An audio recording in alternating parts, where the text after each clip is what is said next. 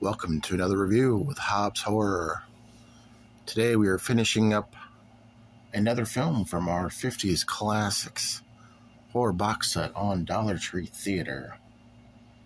Now keep in mind, once this set is done, or along the way, we'll be doing regular Dollar Tree films again as we go. But for now, we're going to finish this set up because I like to finish what I start, and that's what I do. Today we're talking about a film from 1954. It gets a 4.4, surprisingly, on IMDb. 1 hour and 12 minutes long. We're talking about Indestructible Man. That's right, Indestructible Man. We're going from Lon Chaney Sr. to Lon Chaney Jr., who plays Butcher Benson in this film. Basically, he is a convict who worked out a deal with 3 other men to do a bank heist, or some type of a heist to gain a whole bunch of money. $600,000 in 1954 to be exact, which would be about $6.9 million now today. So they end up framing him, and he ends up getting put in jail. And somehow, I'm not for sure, must have been someone who was killed along the way because he gets the death sentence by electrocution. So basically, what happens is one of the assailants and the heist comes to visit him.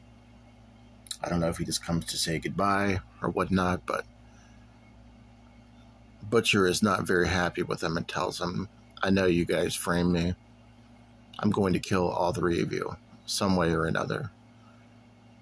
And that gentleman says, "Well, you're going to be dead now, so you're not going to be able to kill us. What are you going to do? You're a dead man." He said, "Just remember my words. Heed my words. I'm going to kill you guys, all 3 of you." Meanwhile, there's a scientist that's trying to find a body to do an experiment on to bring someone back to life. You know, we've seen that premise before. So what happens now is the butcher is killed. He is executed. And the body goes to the scientist to exhume. He's kind of like someone that takes over the bodies, you know. I'm for sure exactly. I don't remember exactly how he got the body, but he got the body. And he basically does these like electric shocks and brings the butcher back to life when everybody thinks that he's dead. So the butcher ends up killing the scientist and his assistant and is on the loose. And I'm just going to leave it at that, because the butcher is back to life on the loose to get his revenge on the people that wronged him. And let me just tell you that this movie was fantastic. I don't know the budget on the film, but there was flamethrowers in the film. There was a lot of electricity moments using electrical shocks and buildings with electrical wires and shit like that all in it, and it's very, very impressive for that time period. I would have to assume that this was a Universal picture, but I don't know for sure. But I would imagine back in this time, being that it was Lon Chaney Jr., after all his accolades, that it was a very popular movie to go see at the theater. I'm just going by that. But a couple little tidbits about the film also is that Lon Chaney Jr. would only request to have any film changes, any modifications to his role done before noon, because he likes to party and he liked to drink after noon. So it makes you wonder if he was ever loaded during some of these scenes. He only had a speaking part for a very small part of the film. I found it interesting that the Indestructible Man could not be shot. You know, the bullets would not penetrate him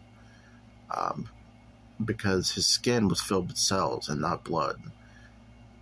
Pretty interesting concept. But overall, I liked this movie a lot. This might be one of my favorite ones on the set so far that we have here. I'm going to give it a 4.5 out of 5 Boglins. Certainly much better than a 4.4 out of 10 that these idiots on IMDb give the movie. But anyways, let me know your thoughts on Indestructible Man. I know they've probably remade this movie 100 times, but I highly suggest you go back and watch it, because we got to appreciate these movies, guys. We can't just, not appreciate Lon Chaney Jr., Bela Lugosi, all these classic films. They're what started movies out, in my opinion. Again, just my opinion, but and I don't get a lot of views on these. I wish I had more views on these than I get. But let me know your guys' thoughts if you've seen this movie. Your thoughts on Lon Chaney Jr. And I'll catch up with you later. Peace.